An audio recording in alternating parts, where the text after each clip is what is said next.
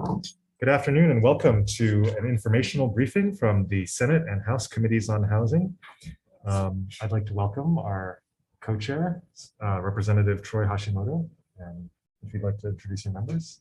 Thank you, Senator. We have Rep. Martin here and Rep. Evslin. Thanks for being here. Thank you, Senator. Okay, so we're convening an informational briefing, the 1 p.m. agenda, with a presentation from Greg Goldberg, the Director of U.S. Municipal Finance at RBC Capital Markets, all the way from Denver, and he's joined by his colleague Tom Yang, all the way from California.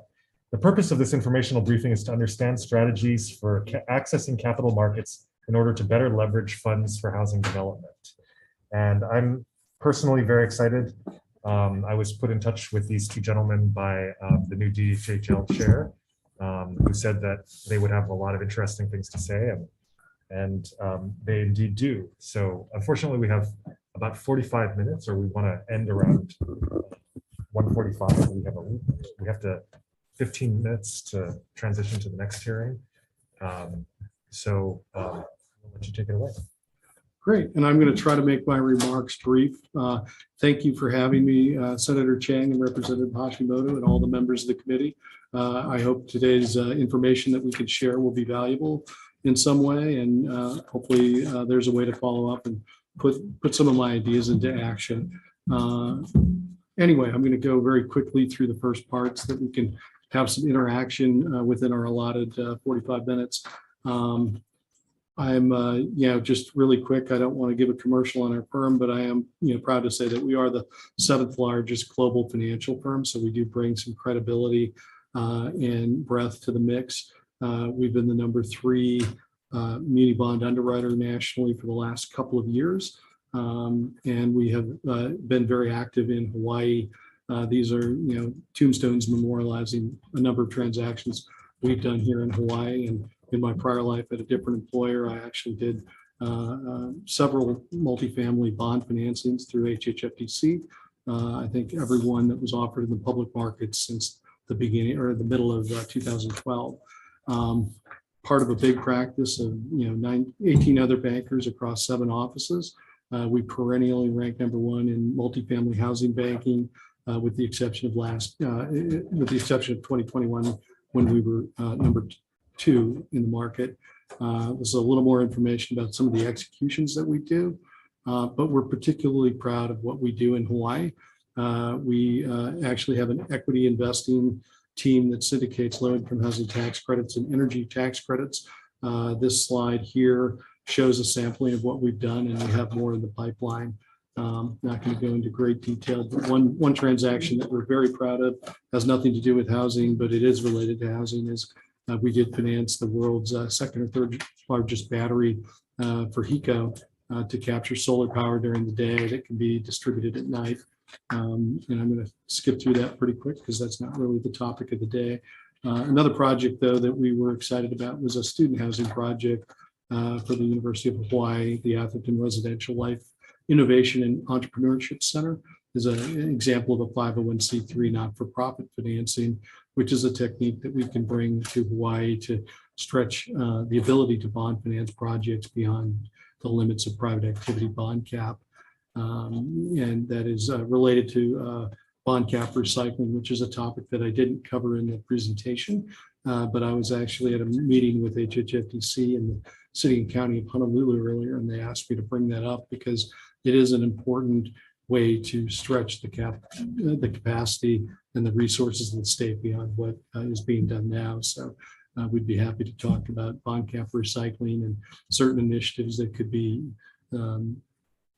passed by the legislature to make sure that that can happen. And just a couple of case studies, a couple of projects that we've financed equity-wise, both here on Oahu. I'm going to flip through those pretty quick and get back to deployment strategies, which really is the topic at hand. This conversation was really started with a conversation with Cully Watson, who is the new head of DHHL. And our understanding is that DHHL has a significant sum of money that they've been allocated by the legislature to support housing for Native Hawaiians. And so the question is, how to best take advantage of that pot of money. And we would argue that at least a portion of that could be best used by leveraging it and creating a fund, essentially a revolving fund, separate from the rental housing revolving fund that's administered by HHFDC. This would be separate and apart from that. And instead it would essentially involve capitalizing the fund with some chunk of money, whether it's part of DHHL's current allocation or some additional chunk of money that would be allocated by the legislature to a different state agency. And it could then use that to support loans. And rather than just spending the money and giving it out to support projects on a one-to-one basis, that project, if it was used as collateral for a loan fund and rated by the rating agencies, could potentially sell bonds in multiples of the corpus of the fund. So if you just use an example of $200 million, if that was what was allocated, that could potentially finance 4 $50 million projects. However, with leverage, if you did 2 times leverage, that could be used to finance 8 $50 million projects. And the $200 million would be used as additional collateral. Bonds would be issued to support each of those projects, whether they're taxable or tax exempt, would maximize the amount of good that could be done with those funds. Now, with that comes some constraints. You would need to carefully analyze whatever group is administering these funds would have to carefully underwrite each project to make sure that it did have the capability of prepaying the money that it borrowed with some debt service coverage and with a margin for error, and that rents and expenses were all underwritten properly. There's a wide variety of scenarios that you could imagine in terms of what levels of rents and so forth that the fund could support. But needless to say, it could be flexibly designed to meet the needs of the people of Hawaii, and could be leveraged multiple times. Perhaps certainly 2 times, perhaps up to 3 or 4 times. And the ultimate answer is sort of a function of what are the needs of the state, and also you'll be working with the rating agencies to come up with a rating on that fund, hopefully of investment grade, to create the lowest possible cost of capital. The beauty of that is as projects repay their debt, which would be at a markup to the fund's cost of capital, that would essentially create a snowball effect and create additional capital that could be deployed to future projects. And these projects could take the form of projects using recycled private activity bond cap. They could be done by not-for-profits, or they could potentially be owned by a different governmental entity, as long as the revenues were pledged to repay that. And again, this all has to be done on a business-like manner with constraints consistent with the rating agency requirements to maintain financial strength going forward. So it will involve a little bit of state staff to review the projects and monitor them over time and administer the fund, but there'll be some revenue associated with it, so it should be ultimately very helpful. As I said, as projects repay their loans, those funds go back into the fund to be redeployed later. Some other suggestions I have is, there are federal infrastructure funds that came out in the Jobs Act of 2020, I think it was, or 2020, maybe it was earlier this year, I forget, 22. And there are various subsidies for both transportation, internet service, water and sewer, energy things, and that could be particularly useful in subsidizing the development of some of DHHL's land, which I know much of which is located in rural areas that don't necessarily have a lot of resources. Another resource that can be used to plug those gaps is the similar rental housing revolving fund that's run by HHFDC. that provides equity-like money to help get projects off the ground, because some projects, won't be able to support 100% debt financing. That is, an important resource to getting things done. Other examples that we've seen to leverage funds and get projects done, we've seen in other states, large employers such as Amazon, Microsoft, and Apple have in their home states and where they have a significant base, chosen to support housing in a big way, letting their resources to create additional housing. And, there may be large employers in Hawaii that could make a similar commitment. This is a simple diagram of what a revolving fund would look like. Ultimately, the key here is that the funding that comes from the state or other resources, if they're available, potentially federal resources, other types of grants, are essentially the orange box on the upper left. That all gets contributed into a fund, which is then used to secure loans. And those loans are basically funded by bonds sold to the public. And eventually, when the projects repay the funds, that will come back into the revolving fund and grow the kitty to make more loans in the future. And so, you would work closely with the rating agencies to kind of figure out what your loan capacity would be. But I think, needless to say, it would definitely let you leverage the amount that's allocated. This financing strategy is used by, certain housing finance agencies across the country, along with, water and sewer bonds and other utility districts across the country. So, it's definitely not breaking new ground, but it's been used a little bit less by housing outside the state HFAs.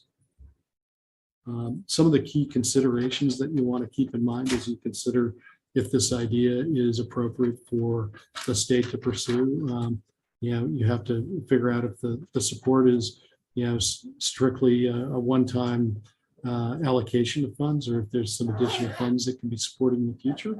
Obviously, future funding commitments are maybe a little more challenging to make, but they could certainly grow the size of the fund, and it is an important project. And you obviously have to consider, what type of projects you want to finance, who the recipients might be, and how to define who's eligible.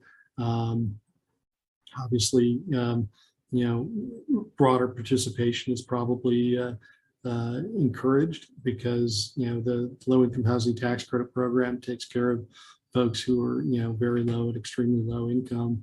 Market rate people can take care of themselves, but that middle income segment of the population that are working in essential functions often have a hard time affording safe and reasonable housing. Obviously, you'll have to target a desired credit rating and kind of make sure you can adjust your cost of capital for the fund with what you can provide to the projects. And obviously, those projects need to be underwritten, so you need to develop strict criteria to make sure that the loans can be repaid, taking into account the creditworthiness of the project and other resources that the borrowing entity can bring. And again, those can take many different forms.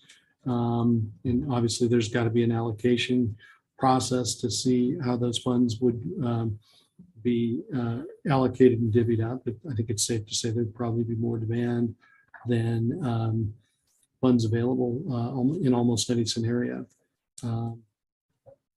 You'd have to work with the rating agency to set up certain pool parameters in terms of how large a project you could finance, what the level of diversity amongst the projects would be, because you don't want your credit risk concentrated in one particular place, and all of the details that go into making a loan.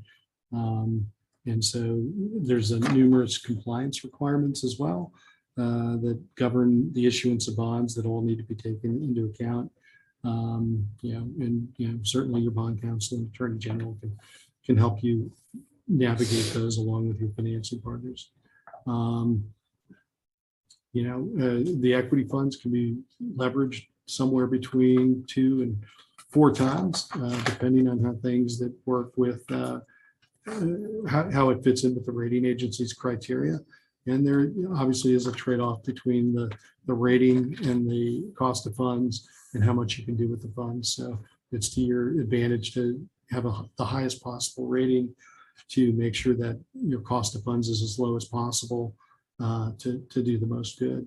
And again, I've mentioned this a few times, but it's very critical is the loans have to be made sure to be financially feasible. You need these loans to be repaid. Otherwise, it would become a bit of a debacle.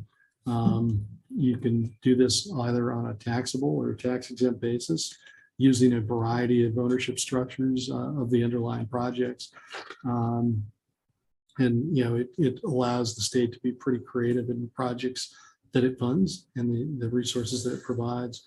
And obviously, this is a pretty broad program, so it will require, specific legislative guidance to implement. I know that, the folks that implement these type of programs look for specific instructions on how to implement it. And so that would be helpful to provide guidance to do that. This is an example of a program that's widely used nationally.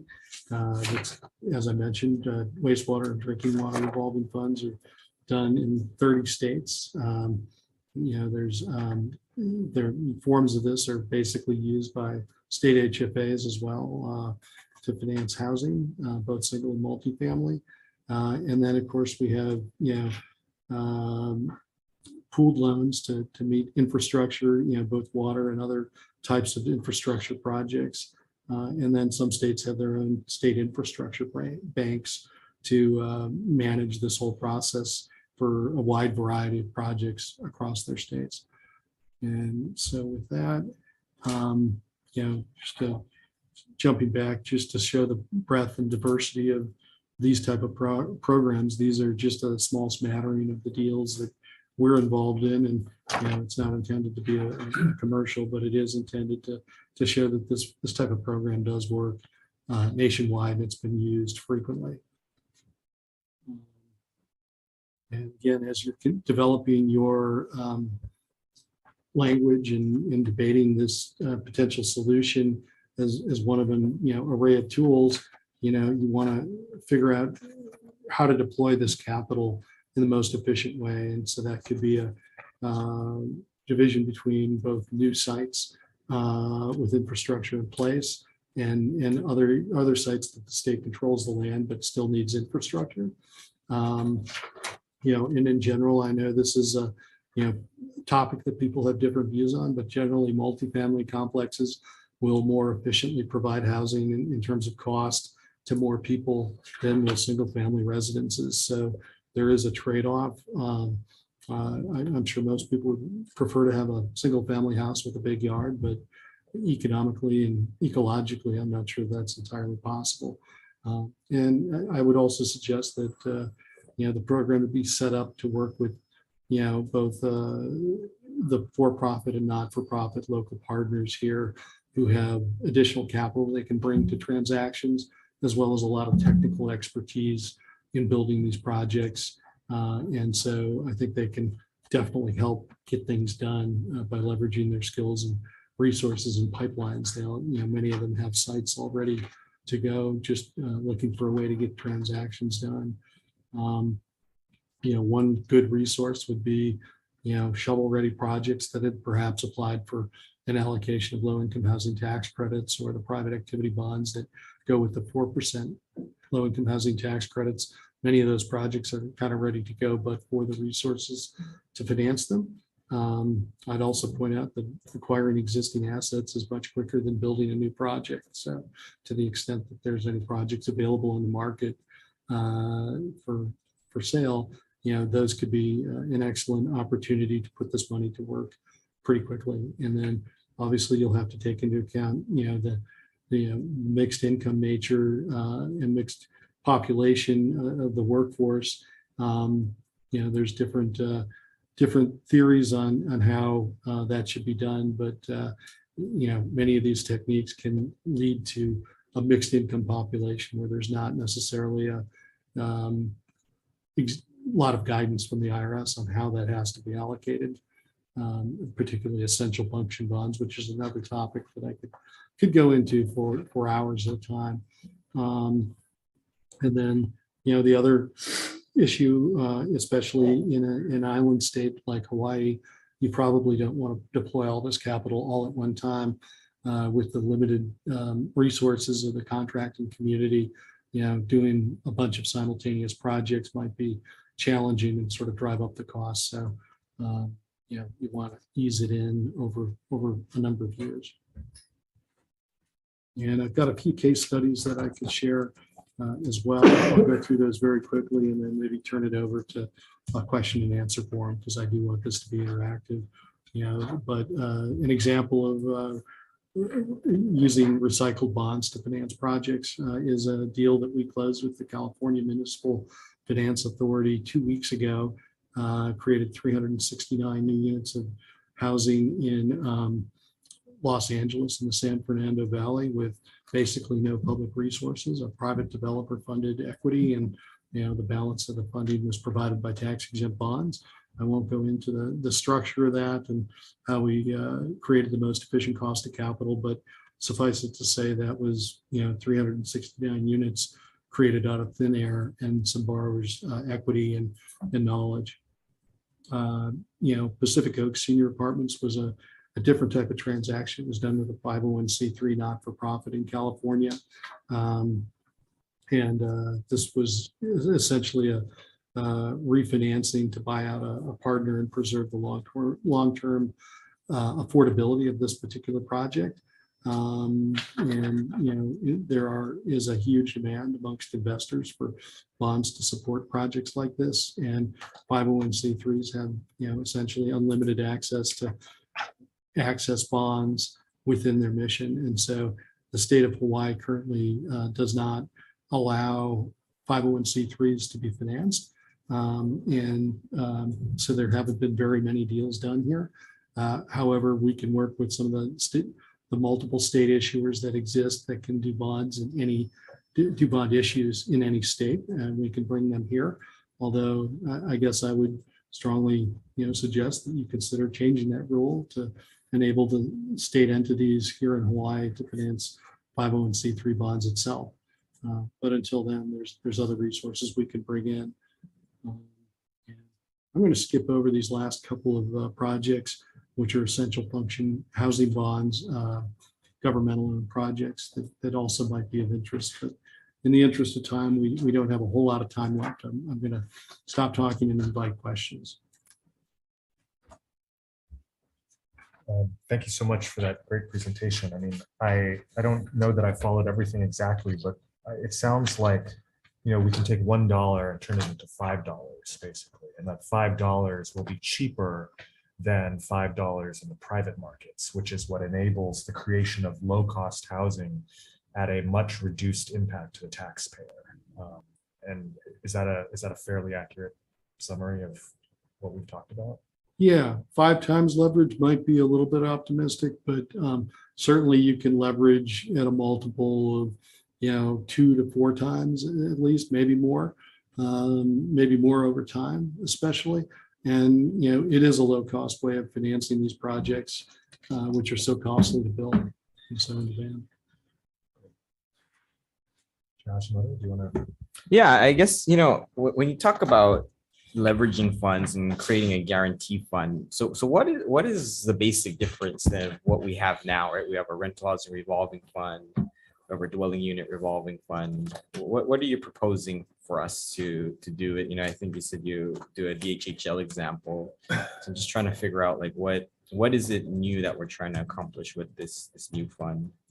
Well, as I understand it, and I'm not an ultimate expert in this, but the rental housing revolving fund essentially takes tax revenue in and then lends it directly out to projects on essentially a 1-for-1 basis. And so, to the extent that you take in $10 of tax revenue, then there's a loan made with $10 of that tax revenue and paid back over many years. What I'm proposing instead of taking that $10 and giving it out would be leveraging it, which would require setting up this fund and administering it, working with the rating agencies, to raise additional capital. And so suddenly, under that structure, instead of having $10 to supply, you could have the potential of providing, $20 or $30 or $40 to deserving projects.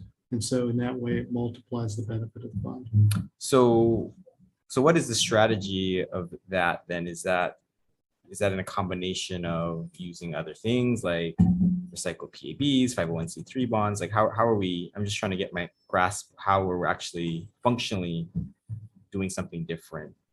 Sure. And there's a lot of creativity. Right. You can also use taxable financing with that structure. And by having the rating on the fund, that'll bring your cost of capital down substantially versus, just borrowing money on the open market by an investor from a borrower that's not got a credit rating. This fund could support 501c3s or recycled bonds or other types of projects. There's also an ability to do essential function projects that are owned by a governmental entity, much like the JPA projects were done in California with a few tweaks. I think that could be helpful here in Hawaii as well. Okay.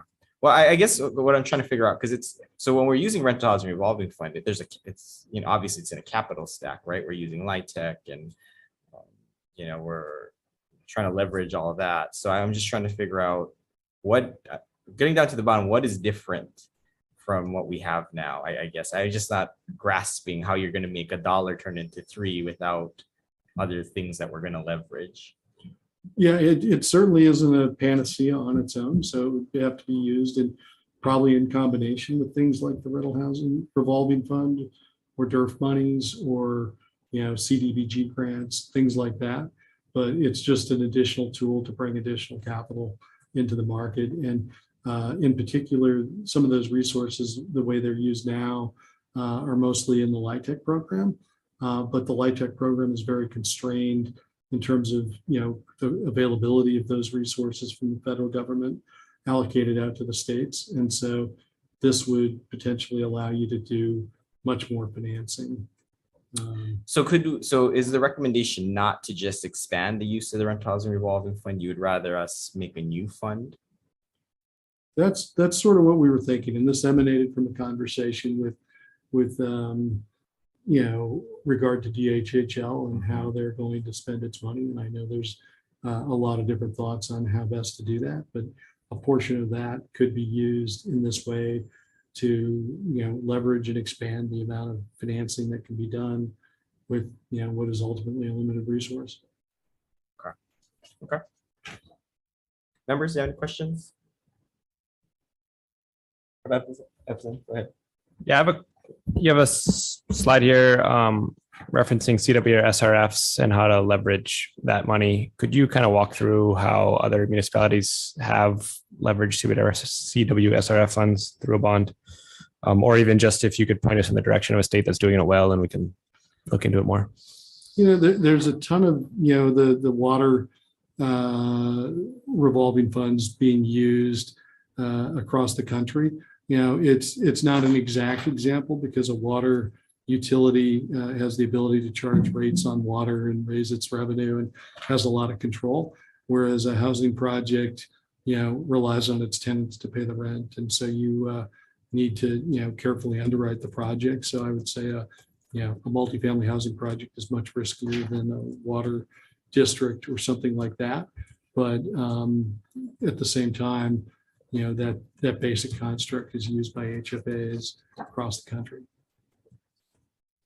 And so, as far as specific examples, are they leveraging CDBSRF funds to do sewer expansion? And part of what's happening in Hawaii, I think, is that we're underutilizing CWSRF money, and I'm interested to hear more on how those funds can be leveraged, or just where to look to for sort of case studies on how those funds have been leveraged. I guess we could follow up separately. I'm a housing banker, so I'm borrowing an idea, using leveraging ideas with some of my colleagues, but we have other colleagues that do this day in and day out, just like I do housing. Okay, And so we could certainly explore that topic at your leisure. great. Thank you. Members, any other questions? Oh, Vice Chair, go ahead. Why don't you walk me through just this first case study on the Pacifico Senior Apartment? So Actually, why don't you do the other Okay. one, the Yeah. Topanga Canyon, because actually I'm curious about that. okay, yeah, so I'm looking at the tax exempt in the transaction overview, the $125 million in par value unrated bonds, 3.812% net rate, and then the 7% mezzanine bond.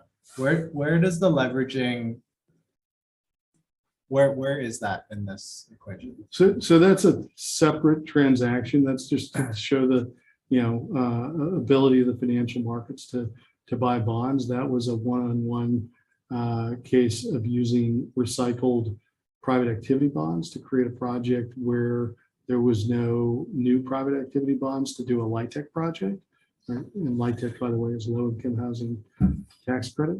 And so that was kind of a separate topic from the revolving fund that I'd recommend the state consider setting up a recycling program to be able to, utilize the bond cap that is paid back on its LIHTC projects that HSTC and the city and county of Honolulu finance to provide, roughly a third of that bond cap can be recaptured and applied to new projects. And so, it wasn't a direct example of the revolving fund concept, but again, a project we were, proud of completing and, could be replicated in Hawaii to some extent. So for this project, you're saying as the LIHTC funds get repaid, they're using that money to fund this? Yeah, Yes, in that case, the private activity bonds, which are a very scarce and limited resource that are allocated and sort of fiercely fought over in terms of, the demand far exceeds supply. And so what I'm proposing is that when those bonds are repaid under tax law during the first 4 years, they can be preserved and then recycled towards new projects. So that's a separate topic from the whole recycling fund or the revolving fund, excuse me, but is something that is worth consideration as a way to create new resources. Sorry, wait, so is there an example here with recycling or no? Do you have a case study here that? The Topanga and Canoga transaction was a recycling deal. I don't have an example of a revolving fund here. Oh, okay. Okay. Sure, you guys can. So when you recycle the private activity bonds, you can go out for LIHTC again as long as it's within that 4-year window. No, that's a really great question. The recycled bonds do not come with low-income housing tax credits the second time. Right. So the second time you finance it, there's just no low-income housing tax credits. Right. So it's just you. So in theory, what I was told is that would be a good candidate for probably 60% and above, or I guess 100% and below, right? Because I think what we were told is that in order for you to really use recycled private activity bonds, you need more incentive. So we had a tier 2 program, which was 100%, 60 to 100%. So that was, in that case, there was some incentive for them to do that type of, using the recycled PAB. But I think absent that incentive, we were told that maybe there would not be interest to use the PAB. What's your thoughts on that? It really depends on the dynamics of the market and what those market rate units can be rented for. Again, those projects are colloquially known as 80-20 projects, right, with 20% at 20% at 50% AMI or 40% at 60, with no restriction on the rest. And so, to encourage those projects to get done and to have the market rate units marketed towards moderate income people, I think that's a good use of the rental housing revolving fund subsidy that's in place now, the tier 2 that you mentioned. And we've seen developers bring their own equity to the table, and there's no reason it couldn't be combined with other sources of subsidy, either national funds or CDBG funds or other things like that to create projects. but it does, motivate investors to bring their own private capital to the table, because under the private activity bond scenario, they get to enjoy the privileges and burdens of ownership. And to do that, these capitalist developers will bring capital to the table. No, I think it's very interesting concepts. I think recycled private activity bonds is a relatively new thing that we're looking at. I think that's there's some potential there, but I think if we could do something like how you've explained it here for this particular project, where there is no subsidy, right? Inherent subsidy, like rental housing revolving fund, or I think that's what we're looking to get towards. It's just a matter of, can we do something that California did? And I'm just hoping we can. I don't know if the numbers exactly work out, but I think that's the ultimate goal. So if you're telling us that's the way we have to head, I think we're very interested in that. Yeah, it's a complicated solution, but I think there is a path to doing that, and it just requires a lot of hard work and elbow grease to work through it. Right. Members, any other questions, Senator? Sure. If you don't mind, I think, we had a few questions about how this actually works. And so I'm going to try to take my, layperson's crack at it, maybe by looking at slide 16 and that diagram that you shared with us earlier. So maybe I'll try to explain my very limited understanding, and you can either correct me if I'm wrong, or you can explain it a little bit better than I can. So let's say the state were to take $100 million and to put it into a new fund. So that would be the top left orange box, would be 100 million state dollars. And so that goes into that follows that arrow down into that next orange box. And then it goes into, so we have $100 million, and we've worked with our underwriters, and we're going to start making loans, but we're not directly loaning out that $100 million. Rather, each of those projects would then go to the market to finance bonds under the auspices of the program, whatever the program is called, this revolving fund, and issue new debt in the bond market, either on a tax exempt or taxable basis. And so that would all be set up to come back into the fund. Okay, so the reason why, so if I were a developer, I could go out and do this myself without the state's involvement, but I would have to pay a higher interest rate than if this $100 million fund were to do the credit enhancement and guarantee the loan and say, essentially, if Stanley Chang Development goes bust, we, the state, are going to come in and help him pay. That's right. Yeah, the fund should be, a higher credit rating than, Stanley Chang Development would be in your example. And so that should be able to get a lower cost of capital for that project. And all the funds that get repaid after the, part of the debt service will include a markup to the fund to grow that fund over time to enable it to do additional deals in the future. Okay, so,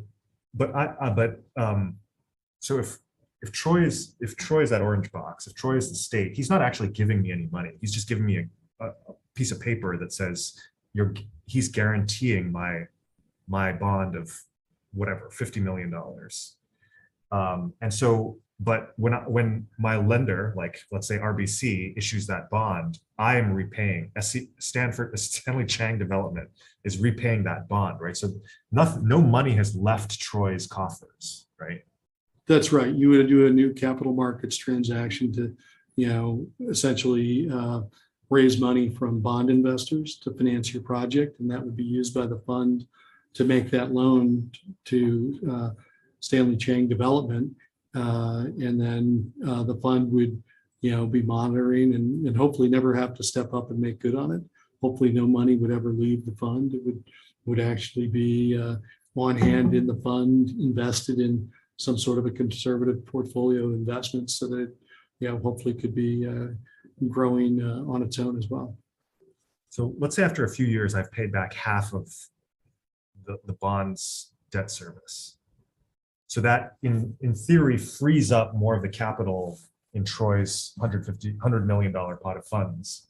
and that that capital that gets freed up, that in theory is guaranteeing my bond, he could then lend out to Mike IU development, or he could, I guess, write a new piece of paper to Mike IU development that allows him to borrow up to $25 million in the private bond markets with the guarantee from Troy.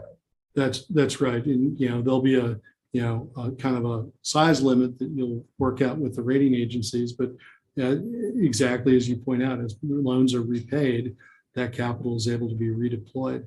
There's also the credit migration of, your new project when it's a construction project and has yet to lease up, probably has more risk in it than a project after 5 years and it's fully completed and fully tenanted and just, running along very smoothly. So over time, that the risk of that loan will decrease once the project's up and running. And so that will also tend to allow the fund to make additional loans as its portfolio gets more seasoned. Okay, so so the money never leaves, in an ideal scenario, the money never leaves Troy's box. Correct. Hopefully it does not leave the box, although it is available if there's some sort of a problem with the loan, that the fund would pay the difference to the investors between what the project could pay, and they'd have all sorts of legal remedies to come in and implement receivership or foreclosure or whatever. So let's say Troy has followed your advice and his fund is investment grade because he hasn't leveraged it too much. And let's say Stanley Chang Development, I don't know, do I have a rating typically? Or Most developers do not have. So I have an unrated. So if I were to go on my own into the private bond markets and borrow money, what interest rate would I be expecting to pay? You'd be you'd be in the unrated market. So you'd be in today's market, maybe call it a coupon with a 6%, starting with a 6. Okay, and if I have that piece of paper from Troy, how much am I going to pay? In Troy's investment grade rated fund, you might be, call it 4.5, 4.25. So I basically get a discount of 1.5 points. Something like that. And then how much does that translate into? Like, what's a discount on the, I don't know, the monthly debt service or whatever that I'm paying to these bondholders with a 4.5% interest rate as opposed to a 6% interest rate? Well, in that example, it's a 1.5%. But in terms of dollars, like, what would that look like? In terms of loan proceeds? Like, if I have to pay $100,000 a month, and if I'm borrowing the money on my own as an unrated borrower, how much would I have to pay if I have Troy's piece of paper and I'm borrowing these bonds at 4.5 points? It's just a function of math. So at that example, I think it's $75,000.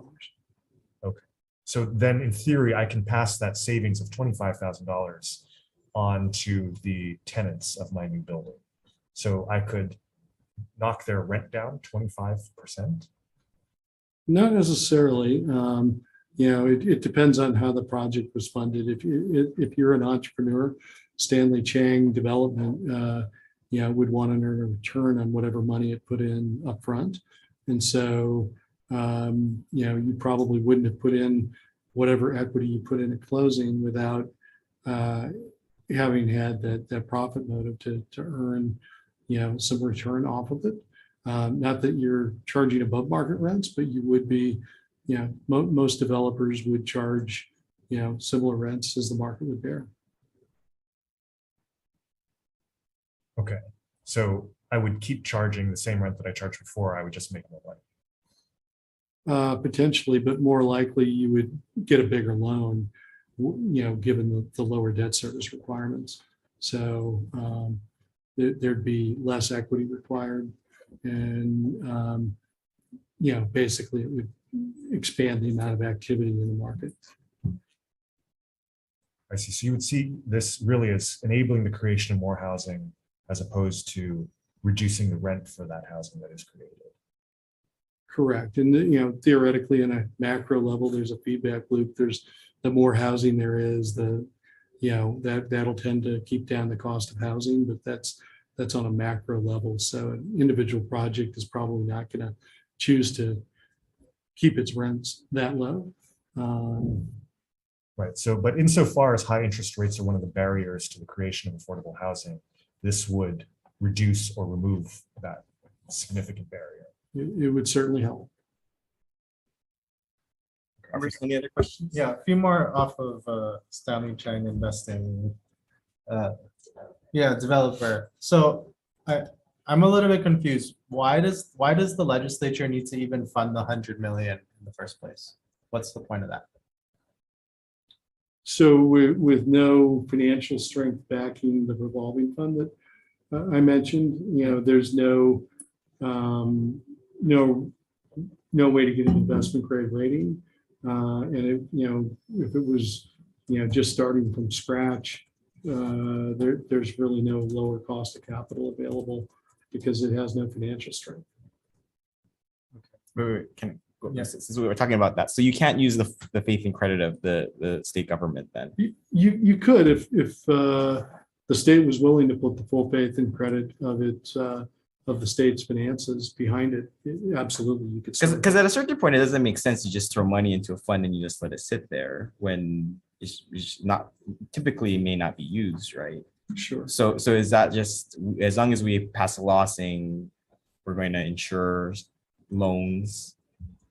That's a possibility. I think you could theoretically do that. I don't think we've seen that done often because it could create sort of a open-ended obligation on the no, but then we put a cap on it. Sure. Okay. So what's the difference between this and if you just allow for 501c3 bonds or allow for recycled PAB to start, right? So they're different access to recycled private activity bonds and not-for-profit bonds are two techniques under the tax code. You can access tax-exempt financing. Right. But wouldn't that be better? Tax-exempt financing? Tax-exempt financing is better in terms of it's a lower rate, although there are certain rules and requirements that come with that. Yeah. It could also, this fund idea could be used with taxable financing as well, which gives a lot more discretion and creativity. Right. To what you're financing, and the fund by itself is not taxable. It's going to be based on or tax exempt, I should say. Right. It's going to the tax exemption is going to be based on each particular project and its ownership structure. Okay, sorry, Vice Chair. Yeah, and then my last question is, how does the developer fund the debt service prior to completion of the project? Good question. That's ordinarily capitalized, so that's included as a line item in the budget. To calculate what's needed to pay the debt service from closing until it starts producing income. Okay, thank you. Mark, do you have anything? So just to understand this, it's basically like LIHTC or anything. It's just a way to interest private developers to come in by making it slightly more profitable to do this kind of business. Yeah, and maybe more profitable, maybe more feasible. Yeah, more affordable for them to do a project. It's just another thing that we could add to. It's a thing you could add, and I might also add that you'd be putting some requirements on it, so it wouldn't be the fanciest luxury apartments available in town that you're financing. You'd be limiting it to probably limiting it to a particular targeted group that needs help accessing housing or not. It really depends. Yeah, just running off of Representative Ayu's question, if there were not $100 million sitting in a fund that could be leveraged, what the developer could proceed with a revenue bond based on the revenue from the project, and what would be some upsides or downsides from going that route? Where there's no fund? Yeah, if there was no fund, and because instead of like a GO bond or private activity bond based on some level of equity, couldn't they get a revenue bond from projected revenue from the project itself? You can always issue bonds based on the projected revenue of a project. Yeah. There are certain requirements to make that a tax exempt bond. So you need that limited resource of private activity bonds. Okay. Since it would be owned by a private developer. There's a separate category called essential function bonds that can be issued by the government, to finance its essential purpose of government, the same way schools are financed and roads. But that, doesn't have a bigger role for the private developers. So it's my understanding that at least on the mainland, revenue bonds are more common than here for funding development. Is that true or not? Revenue bonds assisted by the municipality and Revenue bonds in and of themselves, if it's going to be tax exempt, must be issued by an issuer as a conduit. So,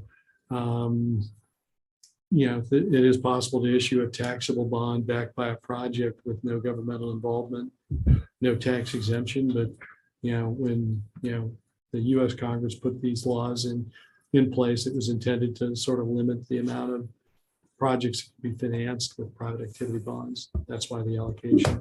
okay, thank you. Thanks.